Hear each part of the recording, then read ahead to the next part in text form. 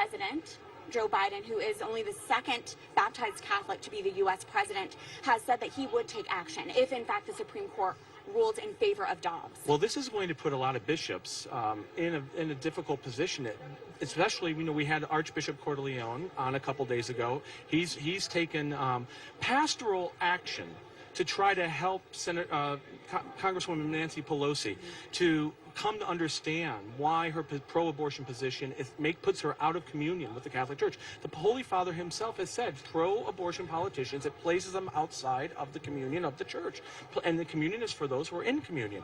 Now, it goes now, the defense of any president or politician, well, we're simply trying to uphold what the Supreme Court has said. That goes out the window with this. They're going to actively have to say, we want women to have abortions. And that's going to be a significant pastoral challenge for some bishops. Well, I think you're absolutely right. But that also raises an important point. You began this announcement with the statement, it's very Churchillian, based on Winston Churchill, that this is not the end. This is not the beginning of the end. This is the end of the beginning. Exactly. Sometimes those beginnings can take 50 years. Yeah. And yet, now is the time for us to recognize that the real work begins.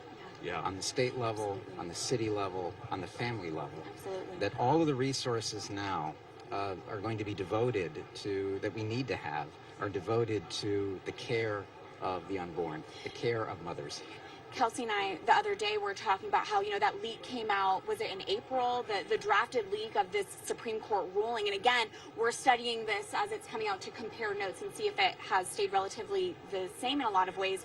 But we've discussed how that leak gave the pro-life movement in a lot of ways time to prepare for this. And I will say, we've been preparing for years and decades, but also you almost can't prepare for this, for this day. And so now it's going to differ state by state, and every state looks different.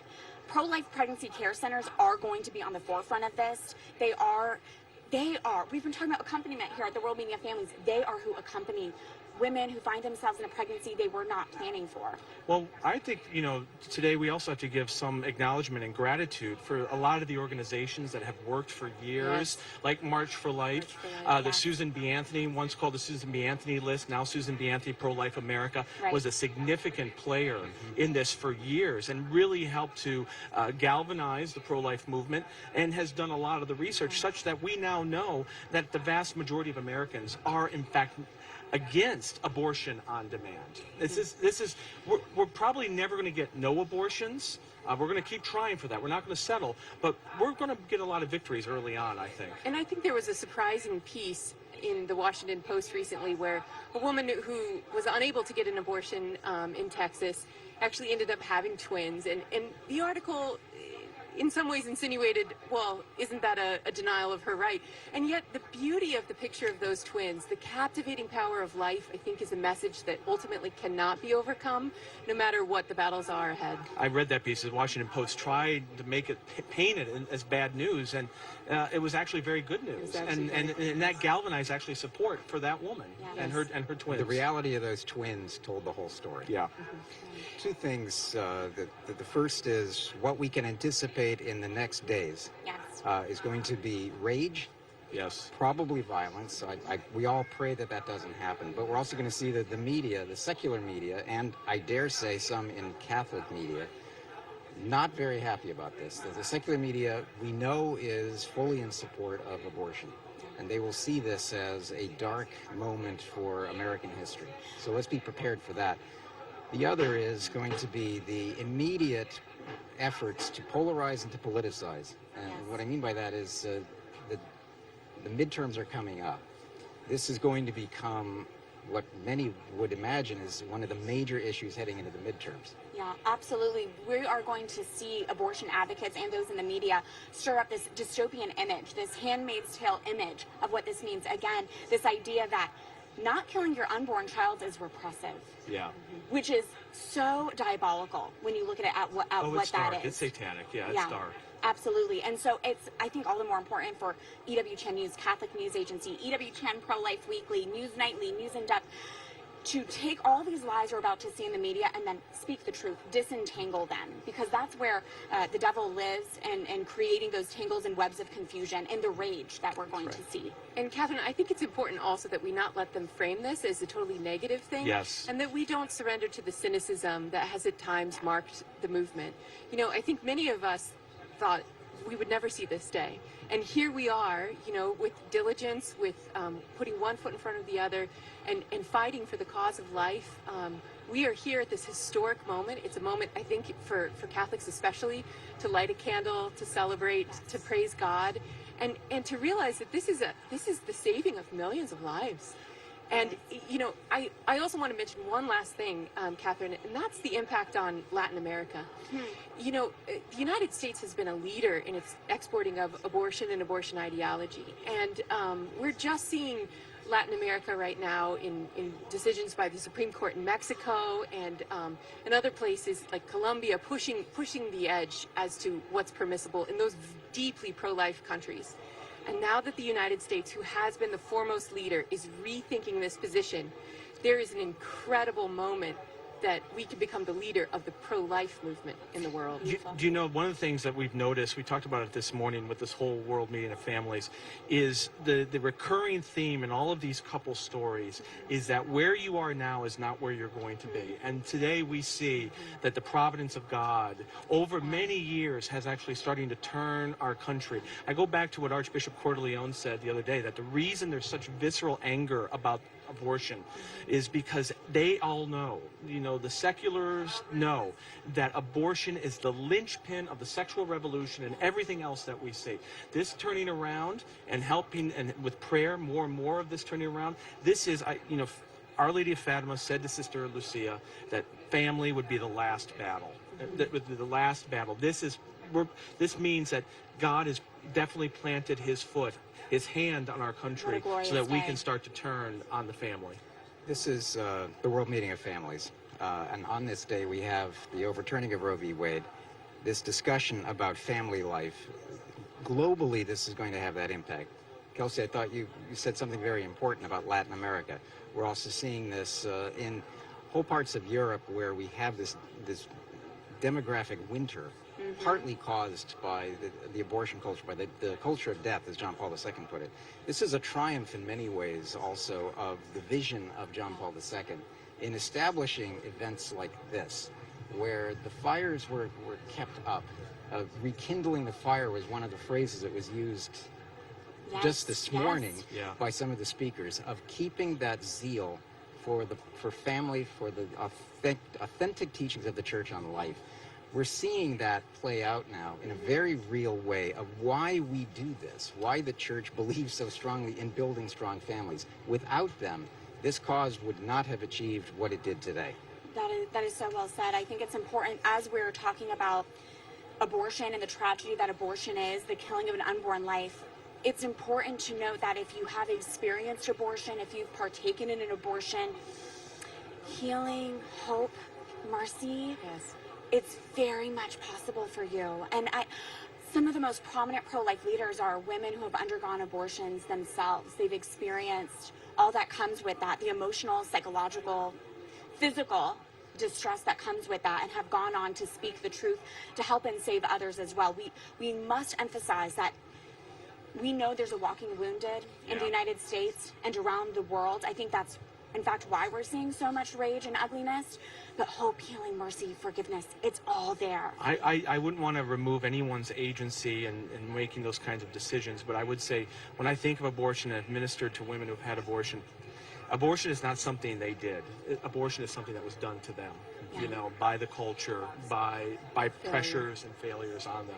It's not something they did. It was something that was done to them. Yeah, Pope Francis, throughout his pontificate, contrary to what we hear in the media, and again in some Catholic media, has not downplayed abortion. He has not sort of relegated it to a position of unimportance in the life of the Church. Quite the opposite. He's used phrases like procuring an abortion is like hiring a hitman. He's been strong across the board in his defense of life and his condemnation of abortion. that's worth talking about. Absolutely. Catherine, if I can just mention it as well, Father Petri mentioned all of the heroic organizations that have been on the forefront of pro-life advocacy.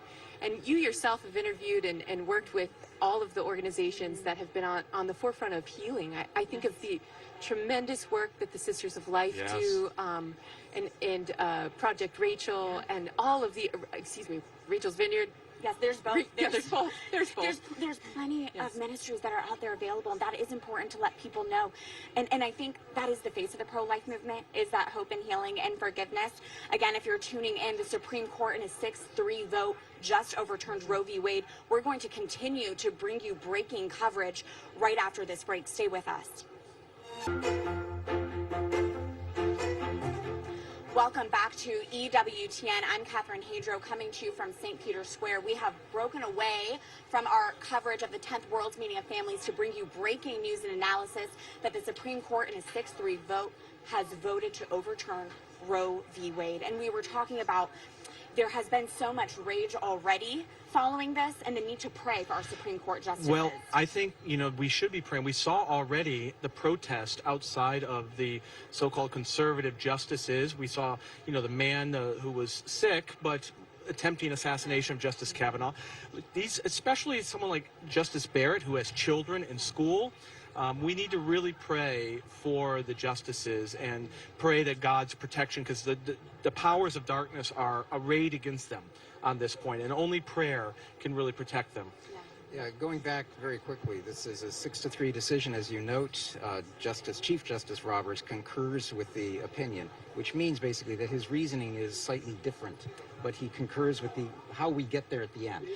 One of the things that we have seen consistently with the Chief Justice is he navigates, in fact, we even talked about this, he navigates what he hopes would be more of a consensus on the court. And he always tries to find a way to bring as much unity or consensus as possible, which I think is, as he himself writes, that he was looking for a more measured approach to this. But at the end of the day, he recognized the unconstitutionality of Roe and sided with the majority opinion. You can't deny it. And looking, again, this is breaking news. We'll continue to look through this and bring more coverage tomorrow as we're still here for the World's Meeting of Families. But some of the immediate media headline reactions have been that this is a deeply divided decision. Kelsey, did you want to react to that? I just disagree completely. A 6-3 decision is actually not deeply divided at all. And I think, when you look at the American public, I think that there is a movement towards the pro-life side that has gradually been gaining steam since 1973. Yeah, absolutely. We know that most Americans are against abortion throughout a pregnancy, even though, again, you will see a lot of statistics that are very deceiving when it comes to Roe v. Wade. Father, what are your thoughts as we continue our coverage? Well, I think what we've already said, that this means we now can actually begin. We weren't even allowed to begin for 50 years. I mean, now we can actually begin to do the work of conversion, which we've been doing this whole time, which is why the statistics actually do say the vast majority of Americans are against abortion on demand. Looking at the short term again, I think this is important. The reaction is going to be what it is. It's going to be potentially, we pray not potentially violent. But we're also going to see in states, and in case Kelsey, I'd love your thoughts on this, how quickly some of these states are going to continue moving toward codifying Roe in their constitutions, or moving very quickly to end abortion on the state level, because let's remind everyone, that's what Roe does. Right.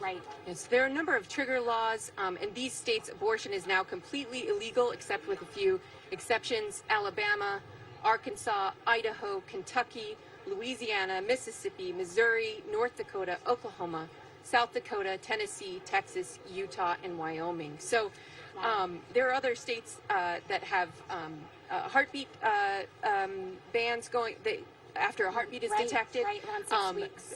And potential other states moving forward with less restrictive bans. So I think that there are some interesting things going on in the states, the state of Kansas in particular. There's a value them both amendment, and there's a vote coming on that which will be very telling. It's the first vote on the abortion issue following the Supreme Court decision. That's right. That's why this is going to be a very important vote in the state of Kansas. We go back to the states, we'll see what happens. And basically what it does is it asks the question should life be enshrined in the Constitution of a state. Now, the pro-life movement is more familiar with voting no on things. In this case, you want to vote yes. And what it does is to certify the right to life in Kansas. But there's going to now, it is almost certain that there's going to be a large amount of money poured into Kansas to try to make a political point. Well, each state becomes a battleground. Especially ahead of the midterms, Father. Well, one thing that I think is also going to be the next front, not just state legislations, but abortion by prescription.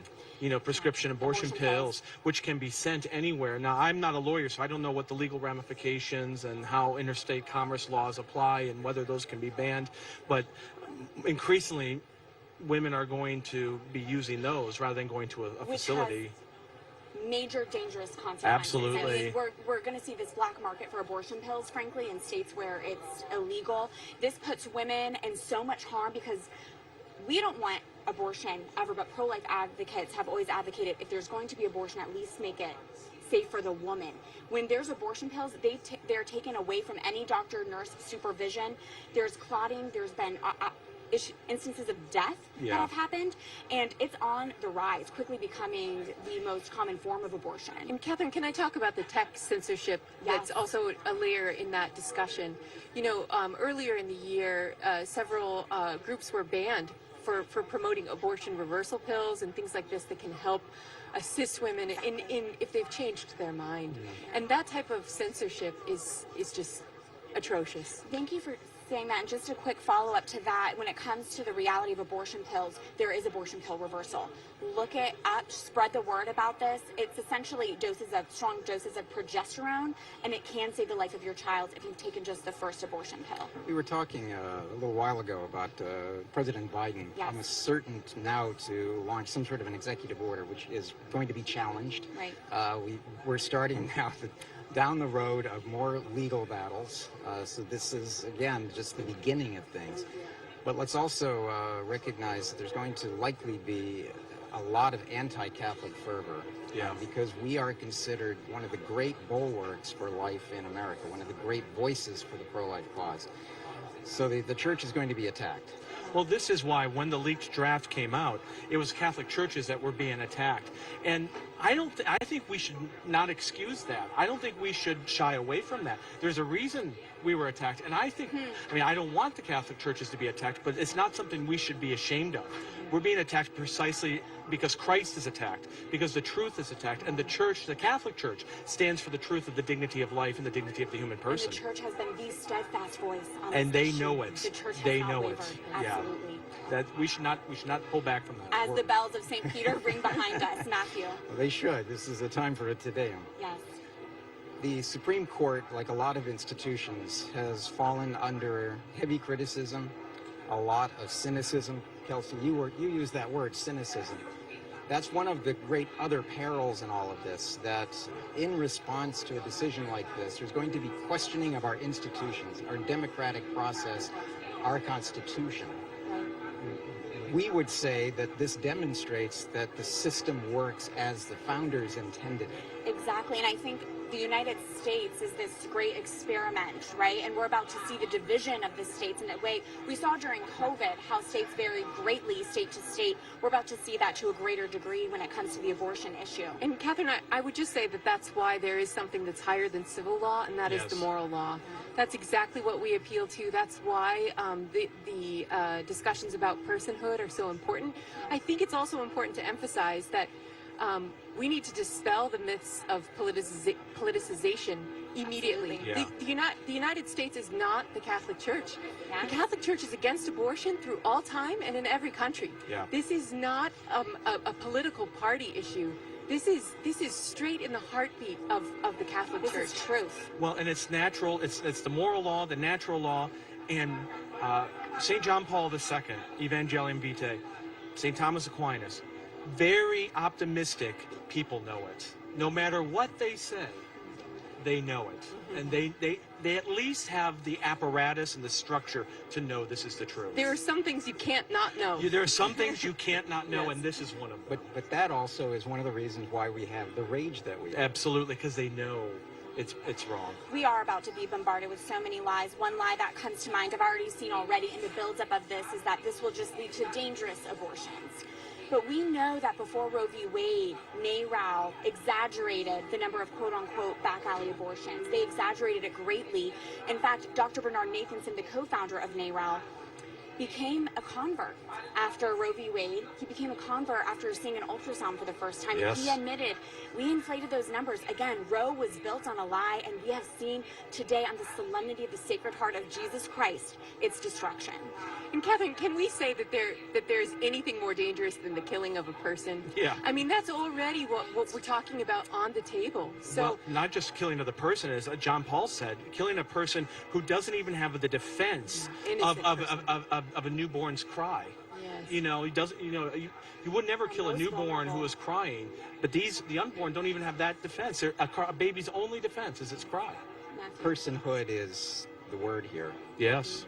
This is a person. John Paul II in Evangelium Vitae strove and spoke about the dignity of the human person in the face of so many threats. We've talked about here also Veritatis Splendor, in which he reaffirmed the church's moral teachings, the splendor of the truth. This is an opportunity now for us as a church, for us as Catholics, wherever we are, to proclaim the dignity of the human person from conception to natural death. Yes. And now it is this culture of life, but this also extends now to so many of the other things that we're seeing in culture. Yeah. Euthanasia, assisted suicide, the destruction of an understanding of authentic marriage. Yeah. The destruction of an understanding of the human person that John Paul also predicted. I love that the bells are still ringing. It's not a joyful day. No, it's not 6 o'clock yet, so it's not the Angelus. But I'm wondering, maybe they are ringing it for the Dobbs case. I think a lot of viewers may be wondering now, our pro-life viewers who have been praying for this and marching for this, what do I do next? What do I do next? The first thing that comes to my mind is reach out to your local pregnancy care center. What are some resources they can use? Can they use some volunteers? What do we think are some other ways? What would you say to viewers who are wondering, what now? This is what I prayed for decades. Well, yeah, I think getting involved with organizations that are pro-life. I think obviously praying. I loved Kelsey's suggestion. Go light a candle at church. Right. You know, and above all, right now, to give thanks to Almighty God. Amen. And gratitude to Almighty God for His providence and His providential way that He has used crooked instruments, all of us, Yes. to actually bring about this great good in our country. Let's also celebrate, but let's be slightly sober about this. Yeah. Because we know what lies ahead for us. Let's mourn the 60+ million children who have died since Roe v. Wade. But then also be slightly sober in the abortions that are still going to continue in America.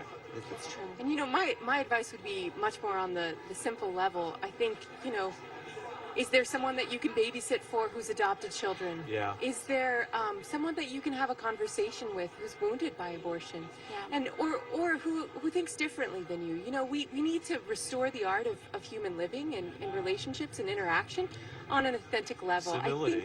I think those simple conversations, those simple acts of love mean a lot in this time. I think we don't want to be defined by anything other than our love. And all of the ways that we can exercise that to God and neighbor are the most important at this time. Yeah, absolutely. No, I don't think we can emphasize enough how significant this is on the solemnity of Jesus' Sacred Heart. This is historic. And of course, there's going to be continuous coverage throughout all of EWTN News. This is breaking news. We're going to take a look more into this. Thank you all. And Kelsey, Catherine, I was just thinking that today is also the hidden solemnity of the birth of St. John the Baptist. Yeah. And the World Meeting of Families began with that homily by Cardinal Farrell about the dignity of human life, the sanctity of life. Here we are in this hidden feast day, the Lord, the forerunner of the Lord. who recognized Jesus in the womb when he himself was still in the womb. And one of the points that he made in that very homily was that John was a kind of bridge between the Old and the New Testament. Yeah. He used the phrase between eras. Here we are in a new era.